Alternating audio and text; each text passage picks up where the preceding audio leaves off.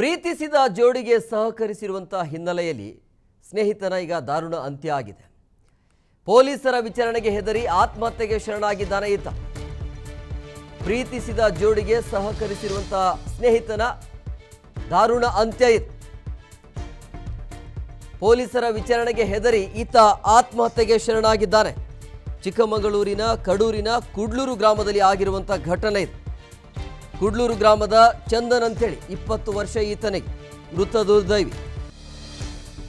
ಈ ಯುವಕ ಆತ್ಮಹತ್ಯೆ ಆಗಿರುವಂತಹ ಹಿನ್ನೆಲೆಯಲ್ಲಿ ಈಗ ಬೀರೂರು ಠಾಣೆಯ ಮುಂಭಾಗದಲ್ಲಿ ಪ್ರತಿಭಟನೆ ಕೂಡ ಆಗಿದೆ.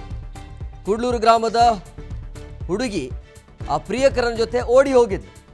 ಅಂದರೆ ಇಬ್ಬರ ಪ್ರೀತಿಗೆ ಈತನೇ ಕಾರಣ ಅಥವಾ ಈತ ಸಹಕರಿಸಿದ್ದ ಅನ್ನೋದು ಆ ವಿಚಾರವಾಗಿ ತನಿಖೆ ಆಗ್ತಾ ಇತ್ತು. ಆವಾಗ ಈತನಿಗೆ ಕರೆಸಿ ವಿಚಾರಣೆ ಮಾಡಲಾಗ್ತಾ ಇತ್ತು. ಆಕೆಯ ಮೊಬೈಲ್ನಲ್ಲಿ ಚಂದನ್ ಸಂಪರ್ಕದ ಬಗ್ಗೆ ಮಾಹಿತಿ ಇತ್ತು.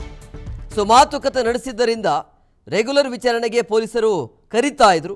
ಸೊ ವಿಚಾರಣೆ ಆದ ಬಳಿಕ ನಿನ್ನೆ ಸಂಜೆ ಮನೆಗೆ ಹೋಗಿರ್ತಾನೆ ಈತ. ಮನೆಗೆ ಹೋಗಿರುವಂಥ ಹಿನ್ನೆಲೆಯಲ್ಲಿ ಪೊಲೀಸರು ಕೂಡ ನೇರವಾಗಿ ಮನೆಗೆ ಹೋಗಿ ಆತನ ಕರ್ಕೊಂಡು ಬರುವಂಥ ಪ್ರಯತ್ನ ಕೂಡ ಆಗತ್ತೆ. ಸಂಜೆ ಮನೆಗೆ ಹೋಗಿ ಈತ ಆತ್ಮಹತ್ಯೆಗೆ ಶರಣಾಗಿದ್ದಾನೆ. ವಿಚಾರಣೆ ಮುಗಿಸಿ ವಾಪಸ್ ಮನೆಗೆ ತೆರಳುವಂಥ ಸಂದರ್ಭದಲ್ಲಿ 20 ವರ್ಷದ ಚಂದನ್ ಅಂತೇಳಿ ನೋಡಿ, ಈತ ಸಹಕರಿಸಿದ್ನೋ ಅಥವಾ ಹೆಲ್ಪ್ ಮಾಡಿದ್ನೋ ಗೊತ್ತಿಲ್ಲ. ಒಟ್ಟಿನಲ್ಲಿ ಈತನಿಗೆ ಏನಿತ್ತು ಆತಂಕ ಅಂತ ಹೇಳಿದ್ರೆ ನನ್ನ ಮೇಲೇ ಬರುತ್ತೆ ಎಲ್ಲ, ಈ ಸಹವಾಸನೆ ಬೇಡ ಅಂಥೇಳಿ ಈ ರೀತಿಯಾಗಿ ಕೇವಲ 20 ವರ್ಷದ ಒಬ್ಬ ಯುವಕ ಆತ್ಮಹತ್ಯೆಗೆ ಶರಣಾಗಿರುವಂಥ ಘಟನೆ ಇದು.